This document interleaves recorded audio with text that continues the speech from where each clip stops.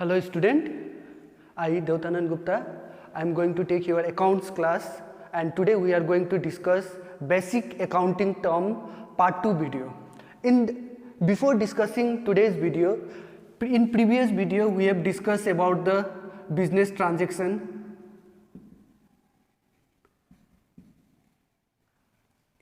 events, number 3 accounts, number 4 capital, and number 5 drawings. Today we are going to discuss about next term, that is liability. Liability means the amount to be paid to the outsider, means any amount we have to pay, just like creditor of the goods, from where the goods has been purchased on credit by the firm. This all liability to be paid back. For example, we can give creditors or suppliers,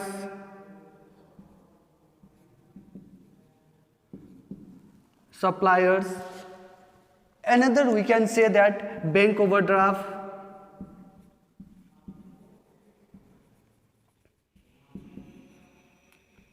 loans, etc. These all are the part of the liability because these are to be paid to the outsider. Now we are going to the distinction or classification of liabilities. Liabilities can be classified into two ways. One is internal liabilities and next one is external liabilities. First we are going to discuss about internal liabilities. Before discussing internal liabilities, liability can be expressed in term of liability is equals to asset minus capital. In this way we can represent the liability.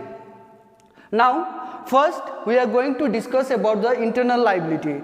All amount which a business entity has to pay to the proprietor, means business has to pay to the proprietor the profit, the say, interest. These all are related with the internal liabilities, such as accumulation of profit within the internal organization. Now number 2 is about external liabilities. Excuse me. Internal liabilities are all amount which a business entity has to pay to the outsider. For example, creditors, bank overdraft are said to be the external liabilities because we are paying to the outsiders. Example, we can give creditors, bank overdraft, loans, etc. Now liabilities can be again classified into two types. One is non-current liability and one is current liability. Non-current liability means which has to be paid in more than 1 year period or more than 12 months, then it is said to be a non-current liabilities, or fall due within a longer period it is said to be a non-current liability. It can be a long-term loan. For example, we can give long-term loan,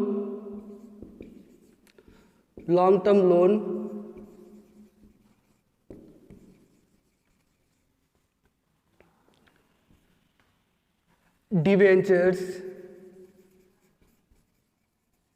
etc.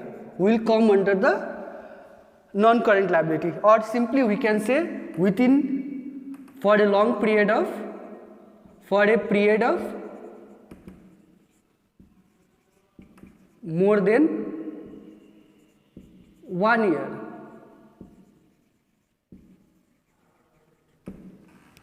Next one is current liabilities. Current liabilities are those liabilities which has to be paid within the period of 12 months. It can be for 1 month, it can be for 2 months, it can be for 3 months, and it can be for 4 months also, or it can be within the period of 12. Then for example, over here categories will come creditors, because someone is giving supplying goods and credit, they want their money back within a short period, maybe for a term period will be 1 month, 2 months, 3 months, etc. Then bank overdraft, these all come under the current liabilities. Now let us go to the next point, that is assets.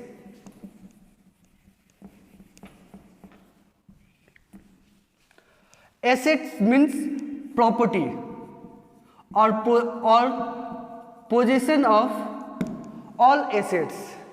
It can be anything which is in the possession or in the property of the business enterprises, including the assets,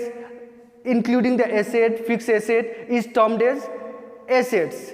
It can be a furniture, it can be a land and building, it can be a plant and machinery, it can be bills receivable. These all form a assets. Asset can be of two types.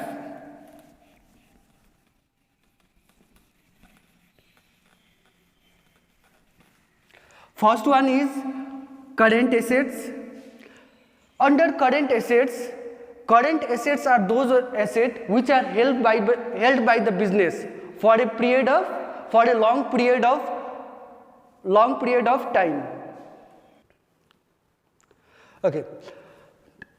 Current asset, non-current assets and fictitious assets. Now we are going to discuss about the non-current asset. Non-current asset means what?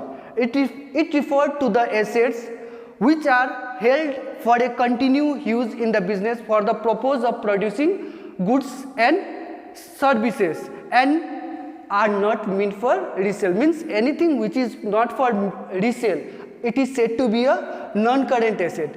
Non-current asset are also called fixed asset. Fixed asset which is held for the business for earning money. For example, plant and machinery, furniture and fixture, premises, etc. will come under these fixed assets, because anything plant and machinery, land and building, whatever we acquire, it is used for a longer period of time for the purpose of earning money by using them. Now non-current asset can be divided into two types. One is tangible asset and another is intangible asset. Tangible assets are those assets which can be seen, touched and feel. It means which can be seen, touched and feel. For example, we can give tangible asset desks, benches, books, copies. These all we can see, touch and feel. That's why it is said to be a tangible asset. Now come to the intangible asset. Intangible assets are those assets which cannot be seen or touched, but we can feel. For example, name of the company, trademark, patent, copyrights. These all are the example of intangible asset. If I once again repeat, non-current asset, it means fixed asset are those assets which are held by the business for the purpose of earning money. For example, plant and machinery, fixture, land and building, etc. Then tangible assets means which can be seen and touched or feel. For example, over here we can give fixed asset, furniture, machinery, etc. And intangible asset means those assets which cannot be seen and touched, but it has certain value in the market. Patent, copyright, trademark, these all it has its value, but it cannot be seen and touched. That's why they are said to be a intangible asset. Next one is the current assets. Current assets are those assets which are meant for sale in the market or which can be converted into cash within a period of 1 year. Such assets are termed as short-lived or active assets. For example, debtors, debtors are created when we are purchasing goods and selling goods on credit. It is not purchasing, it is selling goods on credit. Then short period, stock is continuously sold and bills receivable are converted into cash. Which can be converted into cash? Debtors, number one example. Number two, we can say bills receivable. Bills receivable is a document in writing where bills payable or drawee will pay the money to the owner of the business. Then third one, we can say that cash also is come under the current assets. Now come to the third point, that is called fictitious asset. Fictitious assets are those assets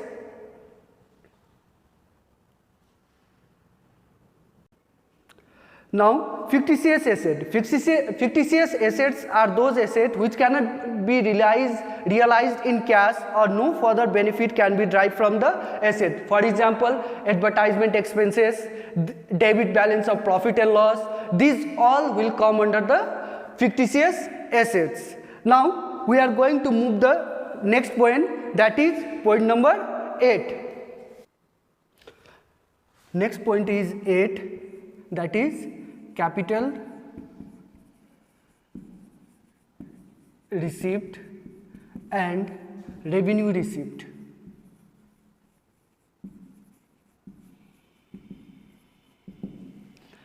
Capital receipts are those receipts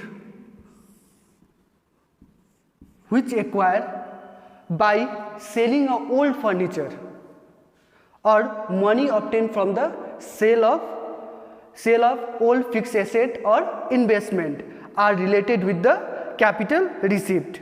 Any amount received by the way of loan, these also come under the capital receipt. Next term we going to discuss, that is revenue receipts. Revenue receipts are those receipts which are obtained from the sale of goods or in revenue in nature, commission received and fee received on services rendered, interest on investment, dividend, these all will come under the revenue receipt. After revenue receipt, we are going to the next point, that is expenditure.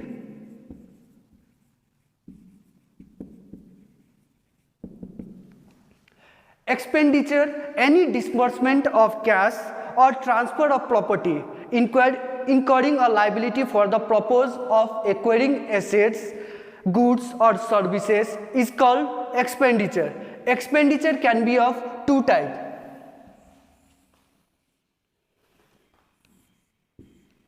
Capital expenditure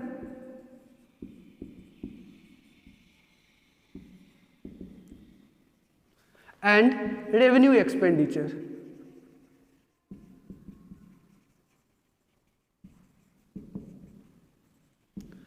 Capital expenditure are those expenditure which occur when we are purchasing fixed asset for a long term purpose, and revenue expenditure are those expenditure which are meant for purchase of goods and for the future resale.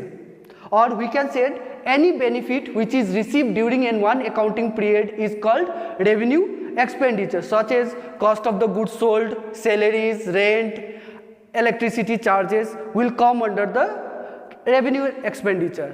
Now third point is about deferred revenue expenditure. Deferred revenue expenditure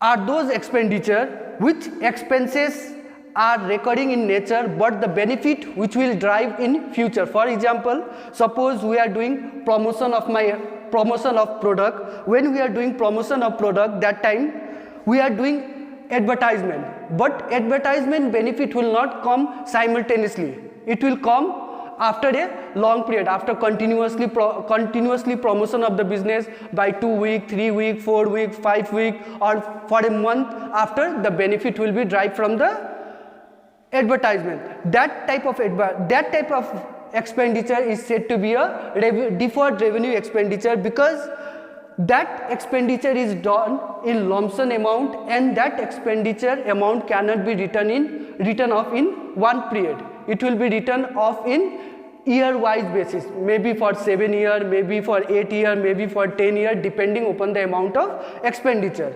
After that, now point number 11.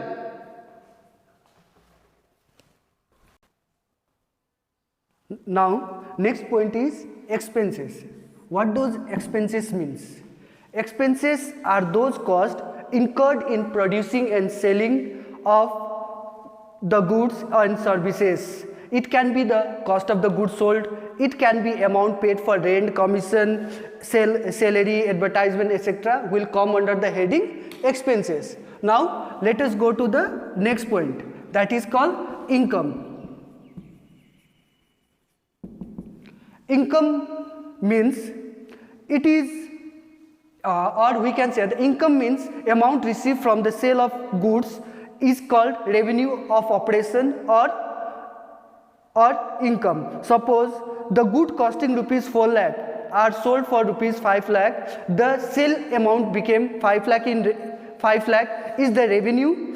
The cost of the goods sold amount rupees 4 lakh is an expense, and the difference between the 5 lakh and 4 lakh is the income of the firm. It can be expressed income equals to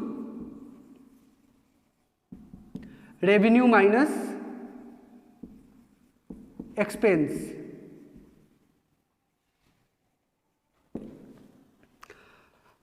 Now let us go to the next point, that is related with the profit. Profit means total revenue over expenses of the business enterprises for an accounting period is said to be an profit. Next one is gain. There is a confusion between profit and gain. Someone think that profit and the gain are same. Profit acquired when we are selling the goods, it means it is the excess of total revenue over total expenses. But gain means when we are selling our old furniture, sometimes we earn a profit. For that time, that profit is said to be the gain of the business. Thank you.